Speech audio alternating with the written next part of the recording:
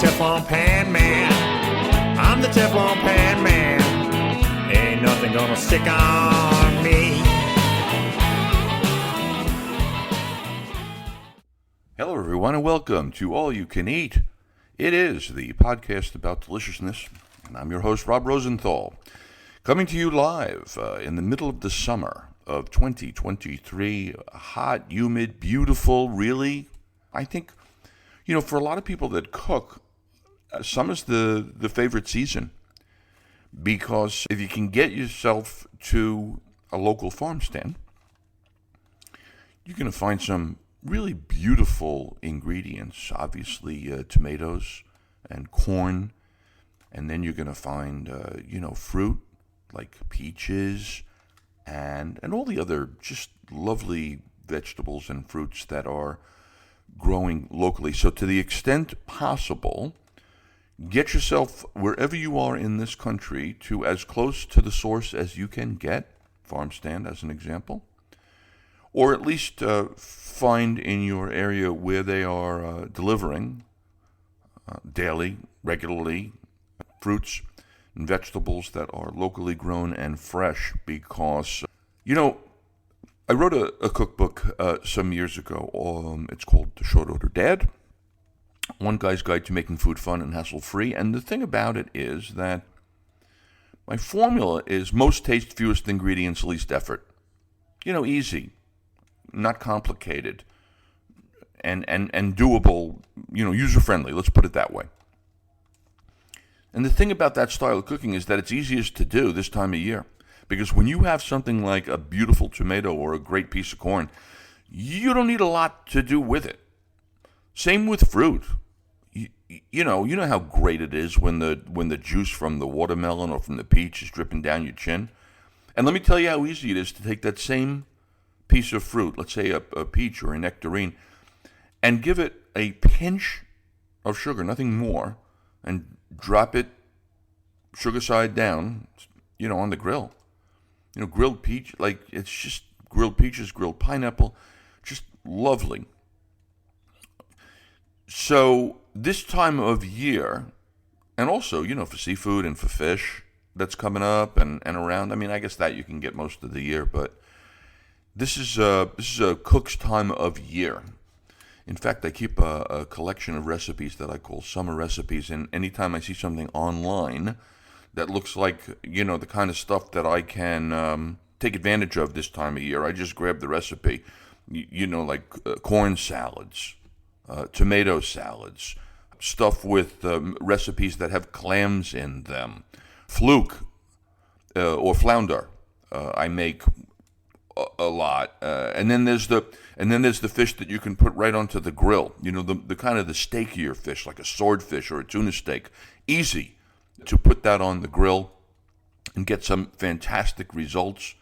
Let me see, I'm looking through radish is interesting. You can get radishes all year long, but I love a radish with a good, decent quality butter and a hit of coarse salt. That's a lovely appetizer that goes very nicely with a martini, or this time of year, a gin and tonic.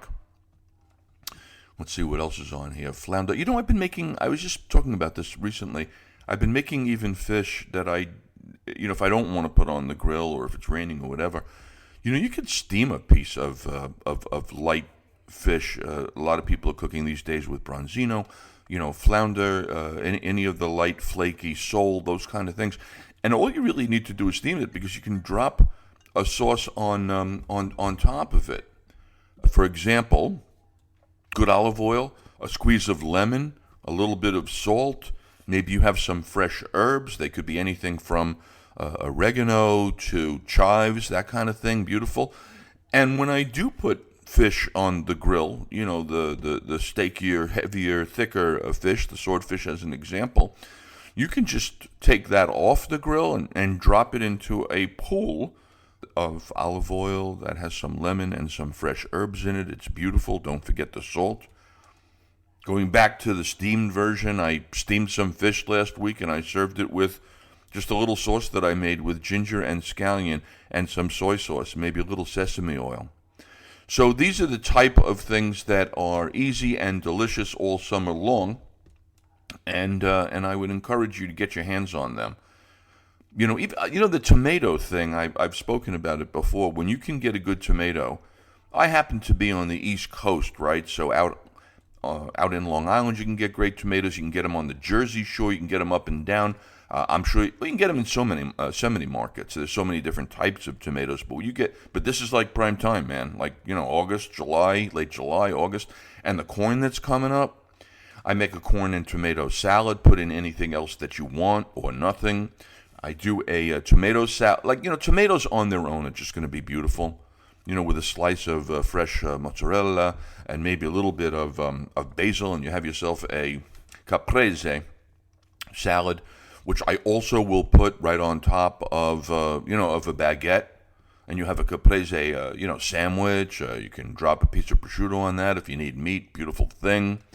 If I'm gonna go a little bit out of my way to make a big old salad for dinner, I'm going to do it with sliced big fat tomatoes, and I like to put in that a little bit of the Italian gorgonzola, it's like a rich blue cheese, Italian style gorgonzola. Nice, maybe some olives go in there, maybe a little bit of red onion if you like that kind of thing. Dressed simply, olive oil, shot of red wine vinegar, topped with basil. It's not only beautiful to look at, but that is a stunning piece of eating right there. Now, let me segue into, I will remind you folks that this is episode number 134 of All You Can Eat, the podcast about deliciousness. Today we have a guest. Her name is Susan Spungen. Susan is a serious food person who has recently released her fifth cookbook, and it's relevant to this time of year because it's called Veg Forward, Super Delicious Recipes that Put Produce at the Center of Your Plate. That came out actually in the very end of May, so it's been out on the market for about 5-6 weeks. And I say she's a food person not only because she's written 5 cookbooks, but because she was the founding food editor of Martha Stewart Living, Omnimedia, a culinary consultant, a food stylist, and all those good things. So we're going to have a nice chat with Susan momentarily here on episode 134 of All You Can Eat, and then I will pop back in at the end to tell you what else is going on, because if I don't forget, the last episode of All You Can Eat, 133, was about women, and I mean not just any women, but the most outstanding, recognized, formidable, and just talented superwomen in the world of food television. That was the last episode, which you can catch, I would say, anywhere that you get a podcast. It's on iHeart, it's on Audible, it's on Spotify. All You Can Eat, that episode was called These Women Belong in the Kitchen. But for this episode right here, let's get on the line Susan Spungen and talk about her new book. Right back with you after. Hey, everybody, say hello to Susan. Susan, what's your full name? Susan Spungen. Oh, Spungen. Okay, well, there you Yeah. go. RG. Spungen is good. Hey, Susan, glad to meet you, and welcome to All You Can Eat, the podcast about deliciousness. And if anybody knows about deliciousness, it's you, because you have done work in all facets of deliciousness, food styling, magazine publishing and editing, and book writing. That's true. That's true. And then originally cooking in restaurants and catering for real people. So I've done it all. I was going to ask you about that, but let me start. I always like to start at the very beginning. Where have I found you? Where are you located in the world? Geographically, yeah, I go back and forth between East Hampton, New York, and New York City. I got you. I'm familiar with that route. And then where did you grow up, Susan? I grew up in the Philadelphia suburbs, and I went to art school in Philadelphia, and so I spent my first 18 to 20 years there, and then I spent a couple years in Aspen, Colorado, and then in New York the rest of the time after that. That's a good geography, all things considered. Um, Yeah. and then what was it, do you think, that led you into food? What was your food experience Mm. growing up? Well, my food experience growing up, a lot of people like to tell the stories about their moms and grandmoms being such great cooks and tugging at their aprons and all of that, but that wasn't so much my experience. I was a latchkey child for most of my school career. So, my mother actually was a working woman and for, definitely during high school and probably part of junior high too. She always worked but she had a job where she commuted. So I really ended up cooking dinner for my family most nights. She would set it up, give me instructions. So I just like had a certain, I guess, facility. I feel like a lot of people are kind of afraid to cook a lot of the times if they're not experienced. So for me, it was always second nature and I enjoyed it. And I would, do a lot of baking projects. I'd pull cookbooks off of my mom's shelf and just say, well, I'm going to make this cake or these cookies. And I just really enjoyed experimenting in the kitchen. And I had, thought I was the best brownie baker in the world because I used the recipe off the back of the baker chocolate box, but that was what you did in those days. So, Right. yeah, that's how I don't have any super romantic story of how it started. And then I just always really liked it. And then I went to art school. I thought I was going to have a career in fine arts, and I didn't realize there weren't really very many careers in fine arts. So I just sort of slowly morphed into food because I always did it on the side. I always had a job college where I was working in a restaurant doing one thing or the other. And so it just kind of it morphed over a number of years. Into the culinary arts. That's I like that, and I have kind of a like a parallel. Well, I have a similar experience. My mother also was working woman, and I was into the food, so I'm not sure that I was responsible for dinner, but I ended up making a lot of I ended up making a lot of the food myself, and spent some time watching the Galloping Gourmet. Yeah, me too, me too. Yeah, I mean that guy basically was my idol. Um, and then you spent some time in the restaurant business, which is that's kind of grueling. And then did you and if I read it right, Susan, Martha Stewart, Yes. tell me about that. Well, so after my sort of I had about 10, 12 years where I was kind of working in restaurants or in catering in some capacity or another. And then I had gotten quite a bit of culinary experience. And at that point, I was, I was just about 30 years old and I was thinking, I really need like a job, like a real career. And I was kind of interested in food styling as a career because I thought, well, that will blend my love of the visual arts with cooking. And I can do both of those. So I bet I'd be pretty good at that. But, these were the pre-internet days. So it was very hard to figure out like how to access certain fields when you were looking up jobs in the New York Times, want ads, classified section. Younger listeners won't know what I'm talking about, but yes, that's how you used to find a job.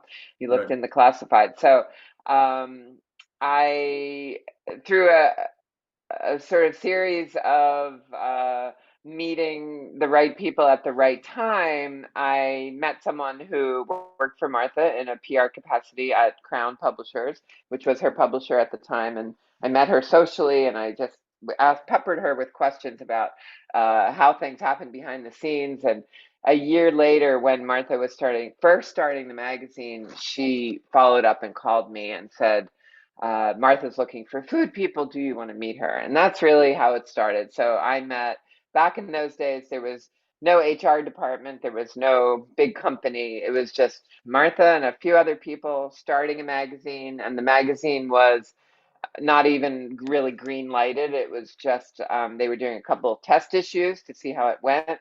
And was lucky enough to get involved in working on a couple of those issues. So I was kind of just in there from the beginning. And then in the meantime, I got a restaurant job because no full-time job was materializing. 9 months later, after I had met everyone that were the small staff of Martha Stewart Living, someone called me and asked me, did I know anyone who could be a food editor for the company or for the magazine, actually, at And that time. you volunteered? Yeah, I actually thought about it for a second and I was like, do I know anyone? Yes, yes, I know someone. Me. I raised my hand and that's how I got my job. And, I don't think there was a lot of competition. They just hired me. There was someone doing the job before me on these test issues, and he was just like the wrong person. So I theorized that they could have gone through a lot of people to find the right person. I just happened to be the right person and I came in pretty early. So Yeah, well, isn't that it? I mean, that seems to be the way things very often happen. It's a combination of kind of luck and being in the right place at the absolutely. moment. I'm being And willing. I I'm being super willing to like do anything and learn yeah, everything. So yeah, absolutely. That had to be well, I was going to say that had to be a great experience. Was it a great experience, learning experience? oh yeah, it was a great experience. I mean, I welcomed the opportunity to do something that was completely new for me Right. because it seemed like just the kind of thing I wanted to do. It was exactly what I wanted to do. And so, and it did start out with like a lot of actual just hands-on production and styling because they were just cranking out these stories for the magazine. That's what we used to call them, stories. Now they call them packages. But yeah, so I just was okay. Where's the next shoot? Let me make a list. I'll bring all the food. I'll put it in front of the photographer, make it look good. It was all very, very simple in the beginning. But at the same time, I was editing recipes, working with copy editors, working with the editorial department. And that English sort of stuff came very naturally to me too. And I was very happy to be using that part of my brain as well as just my hands. That's great. How many cookbooks have you written thus far? Well, I guess it depends how you count because I did co-write, officially co-wrote the Martha Stewart's hors d'oeuvres handbook while I was still at the magazine. I'm officially the co-author of that volume, and I was involved in many books there. So that was a co-authorship. And then I've done four on my own, if you count the little pamphlet with short stack called Strawberry. So that was like a little 20 recipe booklet, but I love that book, so I do count it. So this Sure. will be my fourth official cookbook on my own. And what about? I mean, I guess the question I'm going to ask you is based on my own experience, which is to say that I also, well, I don't have that kind of experience. I wrote a cookbook that's been published about 5 years ago, Hmm. and I feel like I would never do it again. So I guess my question to you is kind of based on that. On this, but what's the title of the most recent book? Veg forward. I like that. I like that, and that's why I was immediately attracted to the idea of talking with you because I want to talk about vegetables, and I use veg forward. Not that a lot of people don't, but Yeah. I think the subject matter is right. But the question going back to book publishing Hmm. is it less painful than I'm giving it credit for? Is it still just a giant pain in the ass, or what is? Well, it is difficult. I think writing a cookbook is more difficult than anyone could ever imagine. When they, embark on it or desire to do it. I think for first-time authors, it's just probably the hardest thing you've ever done Right. and harder than you can ever imagine and more time consuming than you could ever imagine. However, I've done it a few times, so I know what's involved. And so I think that for sure this was the least painful of any of the ones I've done. So, it was almost all pleasure, I'm happy to say. I mean, I think, the hardest part is when you're going through the passes at the end and really trying to tighten everything up and edit and no matter what you do there's going to be an error. I mean, I found an error came up after during the fifth pass, a small error, not a recipe error, just like a weird typo. So thank God it's not in a recipe. But you just want to make so sure that what you're putting out there is as good as it can be, and it's just so hard to keep track of so many details. But actually producing the cookbook, I found to be really a pleasure this time. Very, very time consuming and all encompassing, but I enjoyed it. I'm glad to hear that. Who's the publisher? Oh, the publisher is HarperCollins Focus. So it's a division of HarperCollins. And I guess, and this is kind of like maybe inside baseball here, but I guess what I'm going to ask you here is they're happy to publish you because you've already published a number of books before. But these Right. days, it seems to me, unless I've read it wrong, not that I'm paying very close attention, it seems to me that you kind of almost need a vast social media following for them to be even remotely interested. Is that true or not true, do you think? Well, it depends. I would say that it depends. I think that certain publishers do have, like, they won't even talk to you following, but you might have other things to make up for that, or a different kind of platform. Maybe you have a big Substack readership, but not a social media platform. And then sometimes you might just have a great idea, Right. and they will. Certain people. It depends on the publisher a lot, I think. So I don't want to give I mean, I don't know if you're familiar with another podcast called Everything Cookbooks, but Everything Cookbooks is a great podcast that your listeners might be interested in too, and they have a whole episode on, they really get into the nitty gritty of these kind of questions. So I would say that it's not cut and dry. I have a decent social media platform, but I also have uh I mean, it depends on your sale. If you publish other books, then they're going to look at your sales, your previous sales, which, Sure. mine are not that great. So here I am publishing another book. So, Yeah, I got the picture. Uh, let's let's go ahead and segue over to vegetables. Now, okay. one of the things I can say is that when you're in East Hampton, especially, you are surrounded by a bounty of nature's some of the great vegetables. Do Absolutely. you uh, so?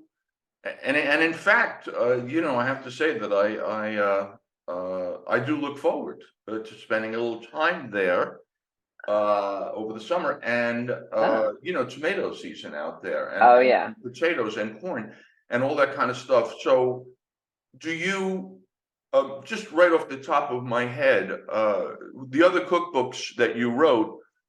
I assume that you eat pretty much. You eat everything. Is that right? I mean, it's not I like am. I am definitely an omnivore, but I eat less and less meat. right. Um, and I always eat vegetables. Vegetables are always kind of drive my meals, and Sure. we never just eat like meat and potatoes.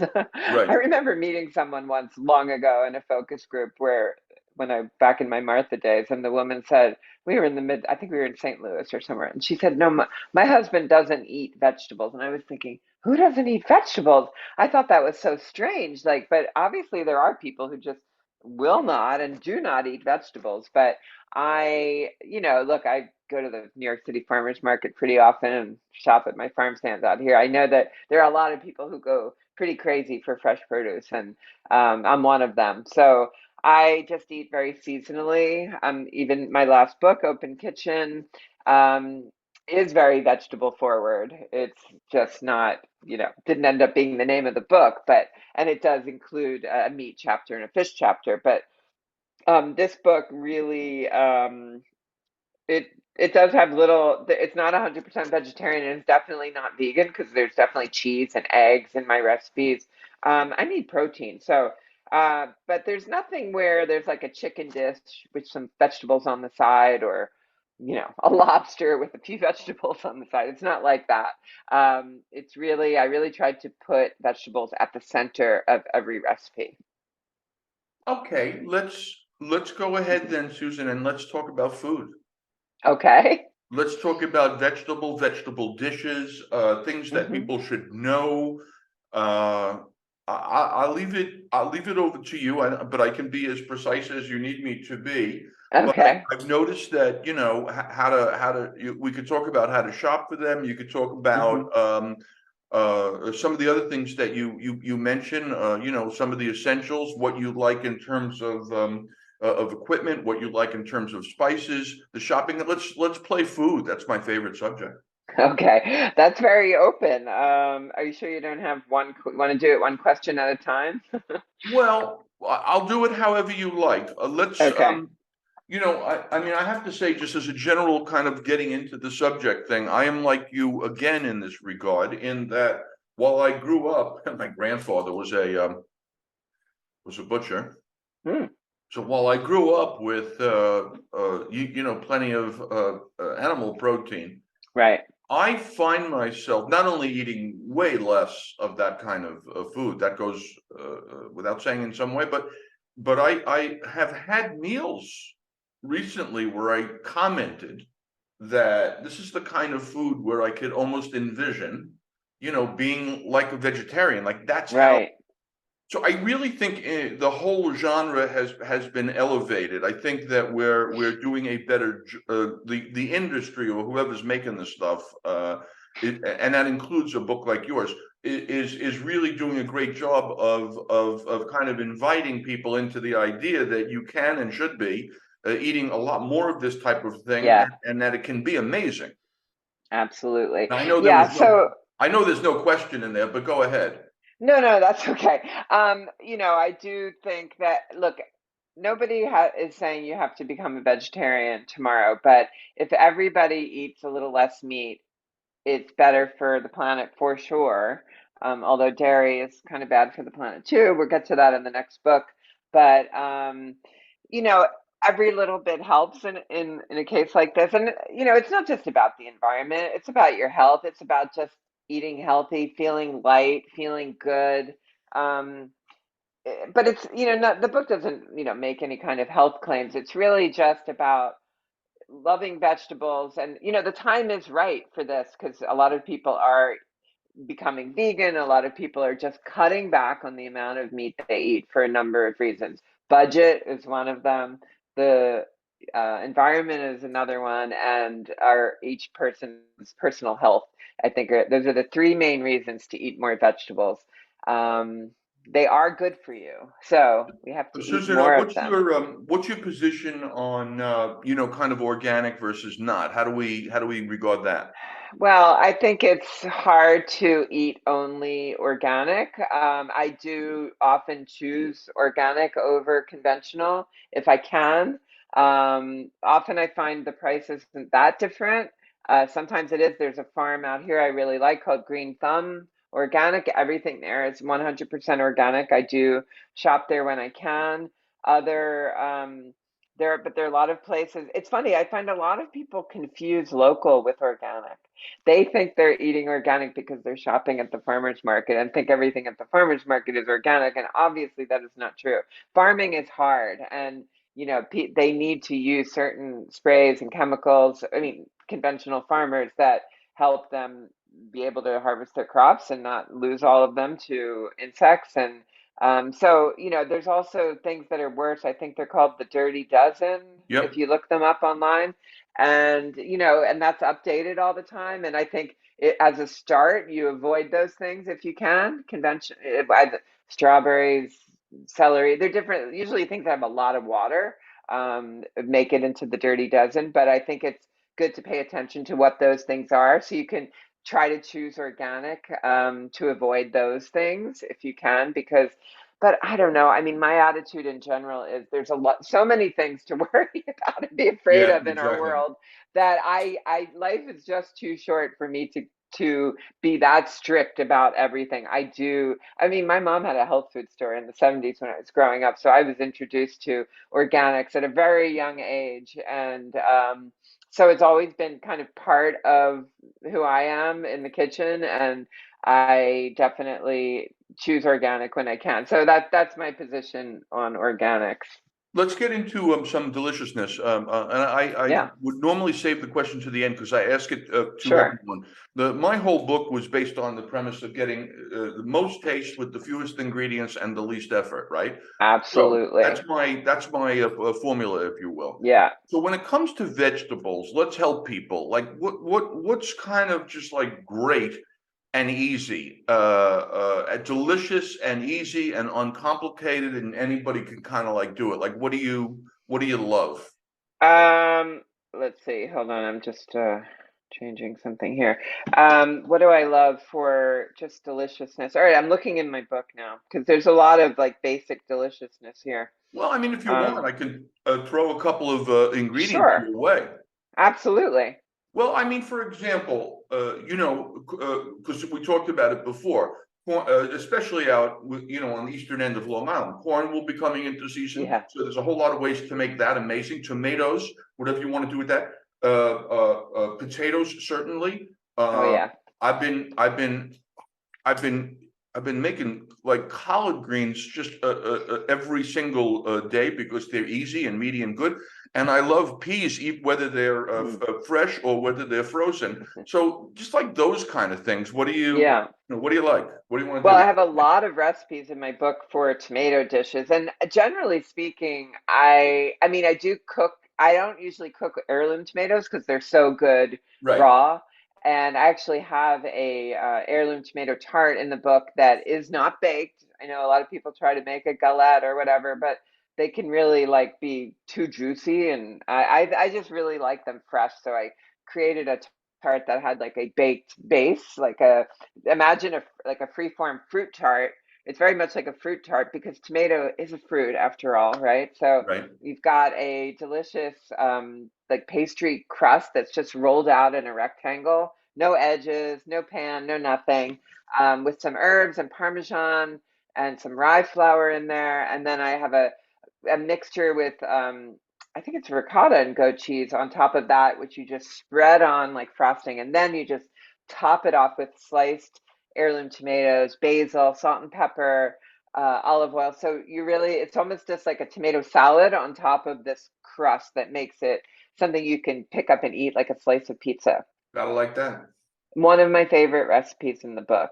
And I have a lot more, different ideas for cherry tomatoes, ironically. Those are the things I end up cooking more. I also have a recipe for stuffed tomatoes, arborio rice. You make kind of like a risotto mixture with some of the innards from the tomatoes, very much inspired by a Provençal stuffed vegetable.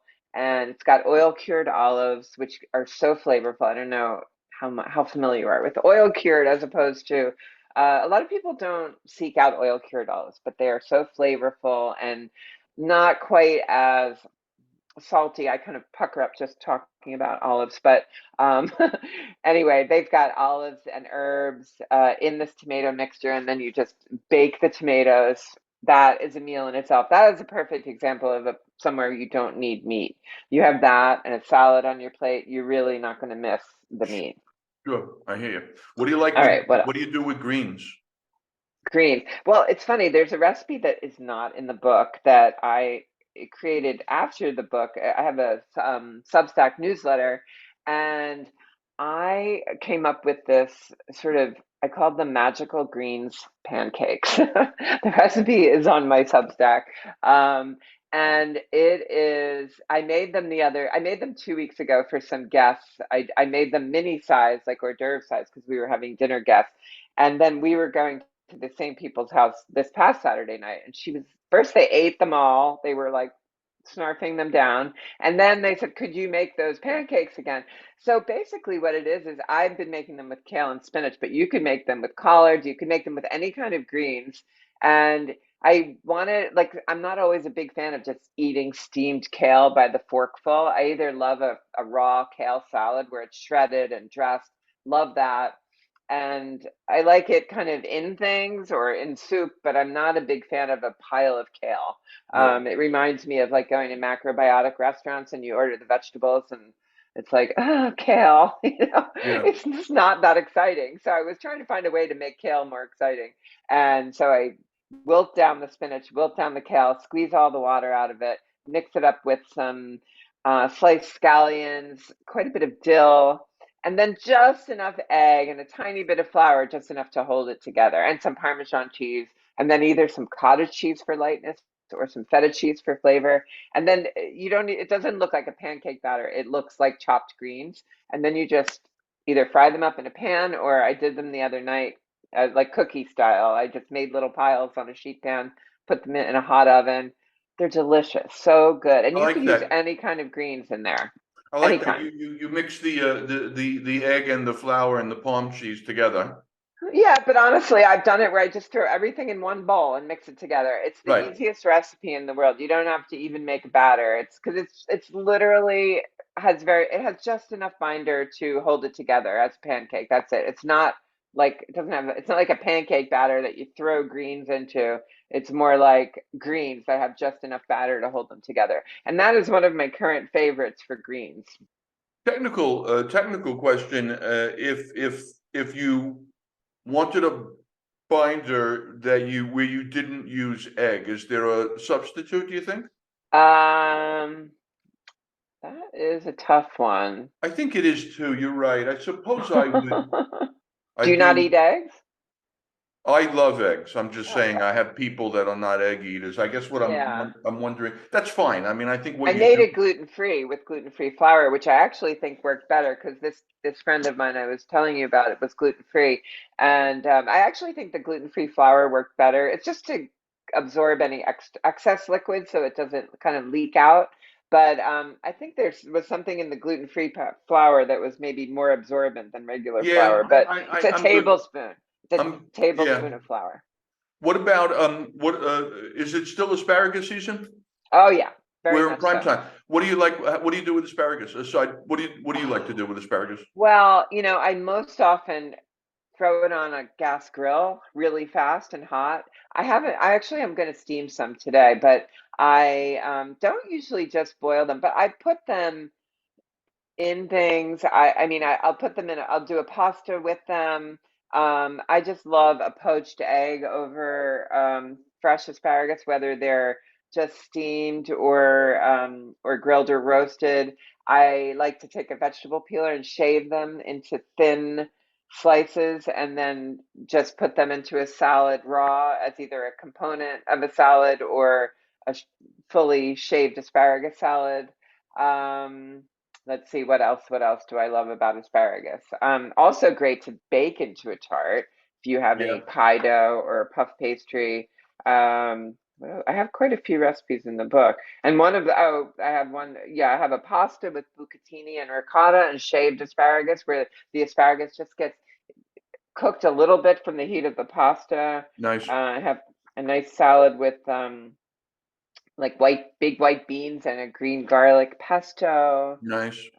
And I have a pizza, an asparagus pizza. What do you do for pizza? Do you make the dough or do you buy the dough? How do you handle dough? Well, I usually make the dough because I don't find it to be difficult, but I wish people weren't as afraid to make doughs. I mean, that's why I'm giving you recipes because it's really easy to do, and it's the kind of thing where most of my yeast risen doughs are it's easy. You mix it up the day before you want to use it, leave it in the fridge overnight, and then it's ready when you are. So I really, or you can do it an hour ahead, either way. But I, it's like really the easiest thing in the world. My recipes don't for dough don't even use a mixer because they have a pretty high hydration level, and you don't even need to use a mixer. You just mix them up by hand. Could not be easier. I never can understand why people are so afraid to try a basic yeast dough. So please, if you're listening, try a pizza dough recipe. But if you don't have it, you can get it at the store. Sometimes they fall a little flat. I think if they've been frozen, depends on where you get it. I think the best thing is actually to let it, if you do buy a frozen dough, I mean, if you think about it, a lot of people want to buy frozen pizza dough, which takes a whole day to Of defrost in course, your right. refrigerator. So Yeah. why not just make a dough? It could take less time than defrosting dough. But if you want to defrost it, I suggest defrosting it maybe a couple days ahead and let it come back to life a little bit. Punch it down a few times. Let it develop in your fridge. It's a living thing. It'll get better and it'll get puffier. What do you like for herbs and spices that particularly go well with veg dishes?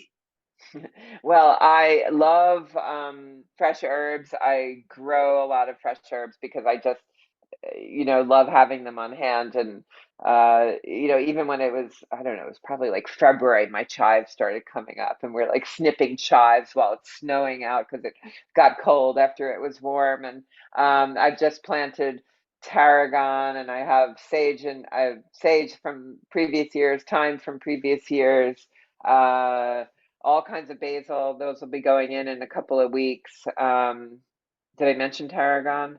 You did Uh, actually. I know you yeah, did because it's my favorite. chervil. I heard it early. I agree. Yeah, chervil as well. I love growing chervil because you can't really buy it very easily, and it's one of my favorite herbs. Shiso is another herb that I really love to cook with, and one that isn't as familiar to people, except maybe they've had it in a Japanese restaurant. Sure. Very easy to grow. It's very delicious. It looks a lot like another leaf called perilla, tastes completely different. So don't get them confused. Perilla doesn't have much of a taste at all. Shiso has that really unusual sort of almost minty taste, but it's so good. Anywhere you'd use basil or mint, you could use shiso. Like a tomato salad with shiso, absolutely delicious. Yeah, I agree. I happen to be a shiso lover, but it is distinctive. I mean, there are going to be It is. not everybody loves that. Let's just do a quick segue over to cheese because it Okay. feels to me like all of them go well with veg. But what do you? Yeah, we have a couple of favorites in particular that you like to use, cook with. Oh, in my cooking cheese, sure. Well, I use fresh ricotta a lot. Right. And I feel pretty strongly about fresh ricotta as opposed to, the packaged kind you can get. There's just a world of difference. I mean, if you're making a lasagna, okay, you could use the Sargento. Sorry, Sargento. I know I won't be getting any sponsorship deals with you, but if you can get fresh ricotta, which is just tastes like fresh sweet milk, so much better. So generally a lot of fresh cheeses like goat cheese, ricotta, but I also really like Taleggio and Fontina for melting, and of course mozzarella. But I think those are the cheeses that I probably use the most in the book. I use some mozzarella. I love Taleggio because it's a little harder to find, but oh, I also have a fresh goat cheese in a salad.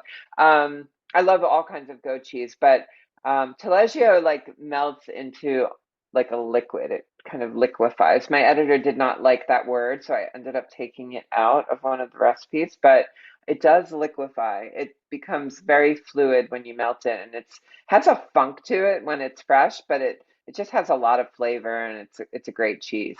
It's good for me. Now, listen, in the remaining minutes that we have, Yes. let's take care of business. Tell people the title of the new book coming out. Yeah. The book is called Veg Forward: Super Delicious Recipes That Put Produce at the Center of Your Plate. Love that. And you mentioned having some kind of presence in the online world. Do you have a social, a website, a Substack that you want to tell people Yes, how to yes. access? What do you Yes, got? my Instagram and other social handles that I don't use nearly as much as Instagram is at Susan Spungen. That's my name, SUSAN SPUNGEN. And my Substack is called Susanality. And you should find it in the top 20 if I haven't been knocked off of that perch yet. If you just go to all the food Substacks, Susanality. And that is my current baby since the book is done. I spend a lot of time working on that newsletter, so check it out. That is a great name Oh, thank you. for your thing. No, I that's know great. I came up with it one day. I was like, that's it. I know it's a little maybe silly sounding, but No. Susanality. It could not be better. I'm a fan of what's that figure of speech where you combine two things? That's what you. Oh, oh yeah. I know what you're talking about, but Yeah. it's not coming to Don't. mind right now. Yeah, don't. It has like a French name to it. Anyway, Yeah. Susan Spungen, thank you for being with us here on All You Can Sure. Eat. Sure. Appreciate your time and your insights and your recipes. And since we're all going to be eating more vegetables, it is good to know that you are bringing your Susanality to the table. Thanks so much, Rob, for having me on. I really My appreciate it. pleasure. I'll see you over at the Green Thumb. All right. See you All there. right. Well, there you have it, folks. Susan Spungen, author, cookbook, and episode 134 of All You Can Eat, talking about all types of delicious things, especially those related to the summer season. Short Order Dad, One Guy's Guide to Making Food Fun and Hassle-Free. That book you can buy on Amazon. Got a lot of recipes in there, some of which are super appropriate for this time of year. And the podcast, All You Can Eat. You can find past episodes on Spotify, iHeartRadio, Audible, and all the other places generally that you can get a podcast. This one was episode 134. And go back in the archives and pick up episode 133, as I mentioned before, about the women of food television. Until next time, my friends, remember this: life is short, so never waste a meal. I'm the Teflon Pan Man. I'm the Teflon Pan Man.